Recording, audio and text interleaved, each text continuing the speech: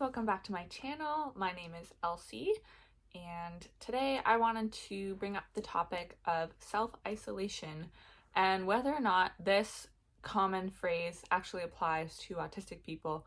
So I am in the process of exploring this for myself right now, and I think I've decided that the direction I want to go with these videos on here is coming at them as a bit of a video diary and as just a verbal processing of whatever I'm going through at that time in my life or what's on my mind. And so I just want to put a little disclaimer. Expect that what I'm talking about and what I'm saying is going to evolve as I grow and discover more about myself and life and people, and my viewpoints shift and change. So I just want to emphasize the fact that whatever I'm talking about on here is likely just a snapshot of where I'm at today, and in the spirit of not spending years developing these ideas, which I would be prone to do because I am naturally very completion oriented and perfection oriented and would love to present a fully formed thought. I think it really is a lot more valuable to share as I go and to come back around and explore topics in more depth if I need to at a later point. So with that being said, I want to get into this topic today of self-isolation, and for me this is feeling really relevant because last week I was in a brutal meltdown cycle. I was having meltdowns every single day for about a week straight. I was so exhausted, I had to cancel multiple plans, and the whole thing was just extremely stressful. And I feel like coming out of that, I've had a much better week this week, and I feel like I discovered, oddly enough, for the first time, what actually helped me break out of that cycle of just extreme anxiety and fatigue, both mental and physical, because as you probably know if you've experienced meltdowns yourself, it takes a real physical toll. Your body is tired, your muscles are aching, and you just feel like garbage. So I was really battling these intense emotions, and every minor inconvenience or sensory input seemed to be throwing me over the edge into a state of being unable to cope. And I finally, after 5 or 6 days of this, just got to a breaking point, and I was texting a friend of mine who is also neurodivergent and just sharing a little bit about how I was feeling and my exhaustion. And they so wisely said to me,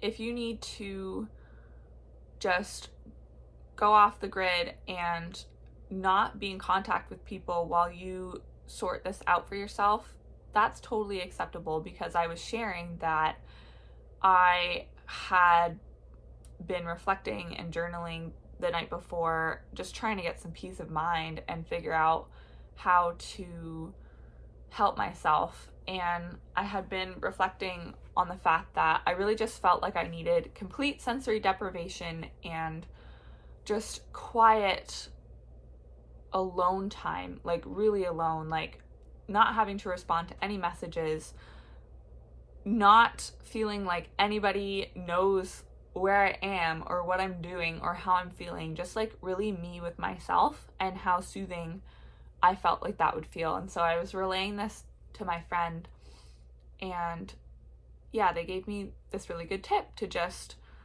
reach out to the people who had been checking up on me, because I had some friends and family members who knew what I was going through to a certain extent and were very kindly texting me, especially right now because I am living away from home. I can't see these people in person, right? So the only way to communicate with them is digitally over the phone. And I took my friend's advice and I messaged certain people and said, hey, just so you know, I really appreciate you checking up on me right now, and feel free to keep sending me messages, but I need to take a break from communication and just be completely by myself. And so if I don't respond, I just want you to know that that's what I'm doing. I'm taking a break, and don't worry about me. I'm fine. You know, like, I'm taking care of myself. And so if you don't hear from me, it's not cause for concern. It's just me taking care of myself. And I will respond when I feel like I have the capacity to. And you can keep messaging me. I'm just not going to respond if I don't feel like it, because I was in this mode of just like feeling so much pressure to keep these people in the loop because they were asking. It can be really hard for me in those moments to take my agency and do what's right for me, because I feel the need to reciprocate that communication if it's being offered. And we could get into that. There's definitely some trauma around that, and like a trauma response of people pleasing, or feeling like the support is going to go away if I don't react in a grateful manner, let's say. So that's a separate topic. But all this to say is that one of the folks who was checking up on me, when I sent that message saying, hey, I'm not going to be responding until I feel like I can, sent back a message saying, you know, I trust you to do what feels right for you, but I'm worried that you're self-isolating. And so that has inspired this video. So at the time, I felt very, how would I put that? I felt confused and quite hurt, to be honest, because my friend was sort of implying that I was not getting the support that I maybe needed. And that was not a reflection of the truth. I was getting support in different ways, using help phones and relying on other, like, more anonymous supports, I guess, versus personal supports, because that felt more accessible to me, as well as journaling and just resting as much as possible. But all that to say is that receiving that feedback, or the perhaps implication that my behavior was concerning and potentially an indicator of self-isolation, really prompted me to reflect on that, and reflect on the ways in which I don't feel like that is true for me. And that's what I want to talk about in this video. So that's a pretty long intro, and maybe I'll put a little thing in the description saying that if you just want to hear about self-isolation, you can skip to this point in the video. But I felt like that context was important. And basically, again, this is why I'm saying that it's important for you guys to understand that my views on this might change as I continue to walk through life and continue to get to know myself and just heal and figure out ways in which to support myself. But at this present moment in time, I really feel like it's important for me to debunk this self-isolation label, for lack of a better way to put it, because I really don't feel like it fits for me. So let's get into it. I feel like for me, it was very difficult to get to the point. It took me multiple days, as I said, to really honor what it is that deep down I knew I needed, which was some serious alone time. No input, no stimulation, no decision making, just focus on the basics, trying to eat enough food, trying to drink enough water, resting, and staying below my threshold. Whether that meant doing absolutely nothing or taking a short walk or reading a book or watching something on Netflix. I just needed to go inwards and shut the world out because everything felt way too overwhelming. And so for me, that alone time that I was craving was absolutely essential to getting out of that meltdown cycle. And I knew that deep down for myself.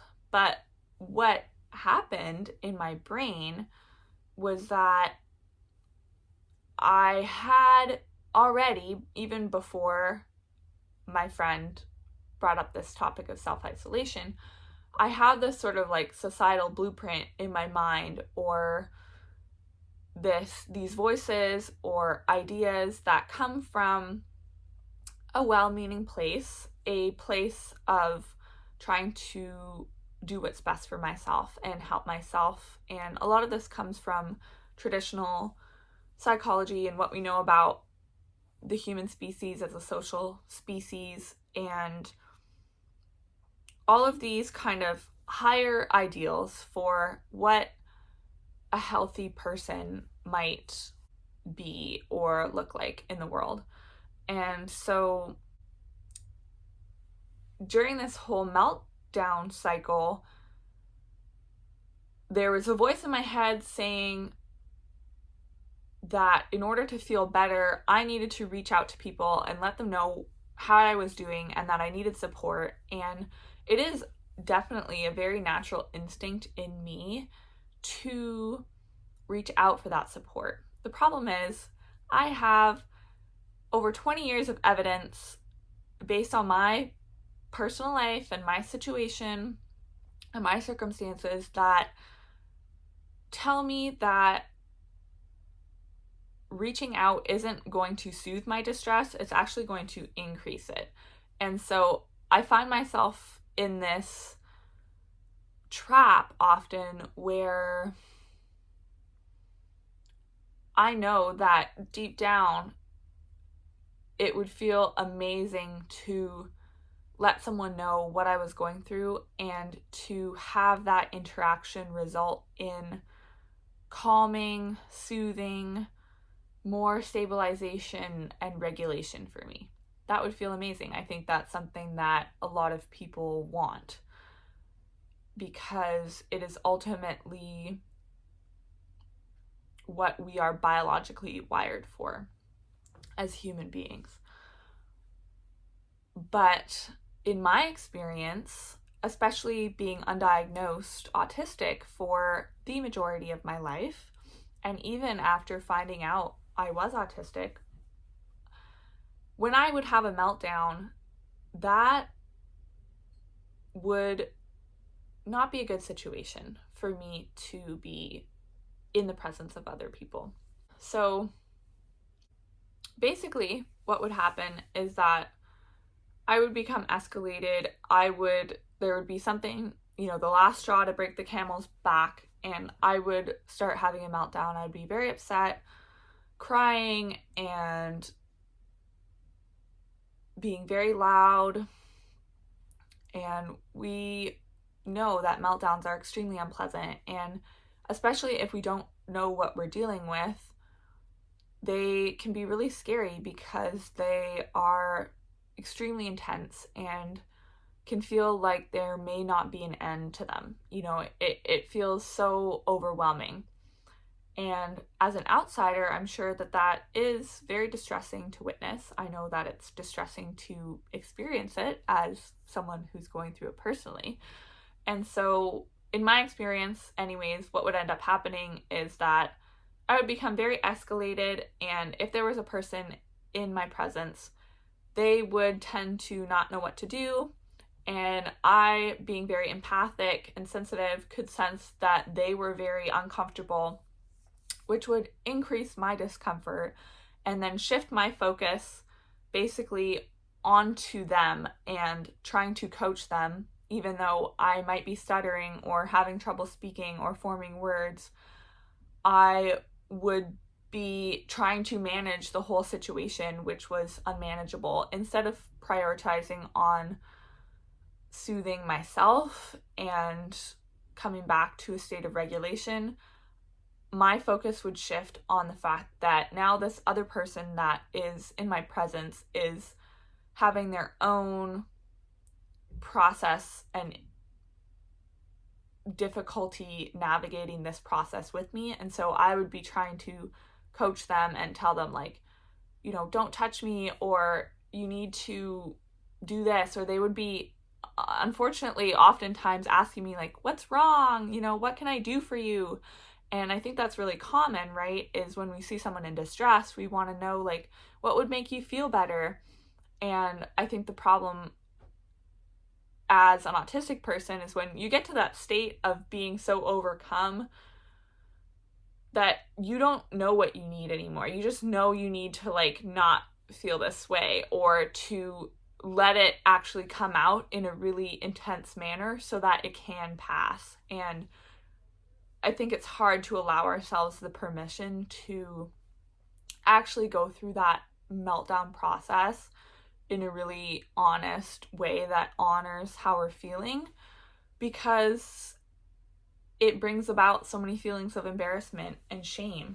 And so what I've learned is that in the current phase of my journey, and also finding, you know, my people who are going to be able to support me and accept me and that I feel comfortable with no matter what, at this current phase, it's not a healthy option for me to actually reach out to familiar people in moments of meltdowns or moments of crisis. I'm actually way better equipped to handle myself by myself, because I'm at a point right now where I am experiencing a lot more self-compassion and self-acceptance, especially in the wake of being self-identified autistic. I have a whole new frame of mind and toolkit to be able to look at my situation and figure out what I need. And in this most recent series of episodes, what I needed was just complete alone time, because that is what was going to settle my system.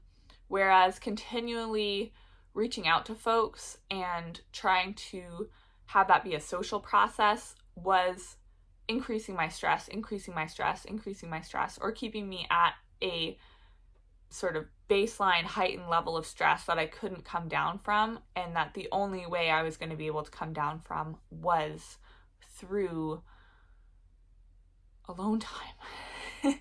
So I'm really happy that I survived that week. I didn't know how I was going to. It was awful. But what worked for me was ultimately setting this really firm boundary around what I did need and not feeling any shame around that, even though I had to navigate this commentary or suggestion that perhaps I was self-isolating, which I think, if you're autistic, can be really difficult when someone introduces a new variable for you to consider when you're already beyond your capacity. So I know that for myself anyways. I will often look at a problem or a situation from as many angles and viewpoints as I possibly can. And so I'm really actually proud of myself that when that input came in of questioning whether I could be self-isolating or getting the support that I needed, I had already made up my mind that nope, this is what I need and I'm sticking to it. And I didn't have to spend a lot of mental energy considering this other potential of like, oh, maybe this person is right and I am self-isolating and I need to correct that by actually engaging with them more or agreeing to whatever social interaction that they might suggest or think is appropriate. So I'm really proud of myself for that. And I think it just goes to show that we do know what we need. And so oftentimes in our world, our needs as autistic people can look so different and feel so foreign to allistic or neurotypical people that it's like both of us are right at the same time. You know, I know that for me right now, what's right for me is to spend time completely alone, or at least it was in the latest meltdown cycle. Perhaps it'll be different next time, whenever that may occur, which is why we have to stay open to situations as they arise. But for my friend, it might have been possible that if they were in my situation, engaging with other people would be the appropriate response, right? And so we're coming at it a bit from two different angles and two different languages. And I think that's where it's so important to, if you can, carve out a moment and say like, no, like what is my impulse here? What is the thing that is actually going to help me? Even if it is not my highest vision for my life, right? And so that's really what inspired me. And when I did eventually come out of this meltdown cycle, I was able to sit at the computer and write all of my ideas out for this video and really take the time to analyze that self-isolating variable in a way that was going to be productive, right? Because I'm now in a space where I can use my faculties to consider that. I'm not so over my threshold and just exhausted that it's just going to add more stress and confusion to my life. So in analyzing that, I just realized that it is not my highest vision for my life. If I want to live the most connected, expansive life I can, it's not my goal to, every time I'm feeling distressed, take time alone and feel like I need to shut everything and everybody out. Of course, that's not my goal. But there is absolutely nothing wrong with the fact that that is the strategy I need to do or use right now in order to take care of myself. And I think that that is something I personally haven't seen talked about a lot online, and that I feel like can be especially confusing for us as autistics because we tend to take things so literally. I know that if I watched a video or read a book, for example, that said in order to manage anxiety, you need to socialize with people who care about you, I would probably take that verbatim without like filtering it through my own experiences and what I need at this moment. And so that's something that I'm working on. But I think it's really important to meet ourselves where we are and to know that the most important thing is to take care of yourself, especially when you are going through a really hard time. There is no shame in saying what it is you need, especially when you know that that is what you need. Like, I knew that I would feel so much better if I didn't have anyone to interact with, anybody to respond to, anybody keeping tabs on me. If I could just be with myself and do the things I needed to do and focus entirely on myself, I knew I was going to feel better. And once I actually made that decision, it didn't take long. Trying to think now, but I don't think I had another meltdown after that. I was able to really just like take a full body exhale and just relish in the relief of knowing like okay, I'm back in the driver's seat. I have control again. And that felt really amazing. So those are my thoughts on self-isolation and how it isn't necessarily reflective of what we're going through. And I would love to hear your experiences about this. If you resonate with this video and the experience of just needing time alone, not because you feel like you are a burden or that you have to deal with your issue alone, I think that's for me where self-isolation doesn't ring true, because in this moment that I decided I needed to shut everything else out, the thoughts playing in my head were not, Elsie, you're a burden. You need to deal with this on your own. You can't bring this to the table so that other people can see you.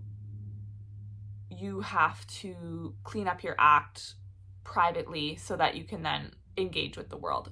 Those were not the thoughts going through my mind at all. And so that's where I really feel like self-isolation doesn't ring true for me anyways, because I find that those words really carry a negative connotation. I mean, to me, they invoke this image of like, if we have a herd of prey animals like gazelle or horses, and one of them is brutally injured, let's say it falls in a hole or it gets attacked but it manages to escape, but it's very badly wounded, and this animal might choose to self-isolate from the herd so as not to impinge on the health of the herd, right? Because if you have a weaker member, you're going to be more vulnerable as a society or a herd to predators or risks. And we saw that too during the pandemic, right? That language of self-isolation of like, okay, you're infected, you have to remove yourself from the populace so that you can heal, hopefully, without impeding or impinging on the healthy members. And so to me, that is really what self-isolation denotes. It's like, I am somehow unhealthy or bad or dangerous to the collective, and so I need to deal with this in private. And looking at it, you know, I didn't Google the definition of self-isolation or anything, and maybe you can do that if you're interested, but I'm really passionate about words and I can really feel how they feel in my system. And for me, I knew that I wasn't self-isolating. In fact, when I brought up the mental image of taking alone time, that filled me with a sense of relief and calm, not a sense of I am bad and dangerous and need to remove myself. So those are my thoughts. I'm really curious to see if you resonate with anything that I said. Feel free to comment, like this video if it was helpful, and I'm really looking forward to sharing more of these musings and perspectives with you over the coming weeks. Also, I've been trying to show off my NoahCon t-shirt. I'm a huge fan. If you're going to any of his concerts, you can also comment. I'm not going to any of his concerts on this tour, but my sister is, and I think that'll be really fun. He is awesome. Okay, that's all I have for today, guys. I hope you're taking care of yourselves, showing yourselves some love, and thank you so much for being here. Talk to you next time.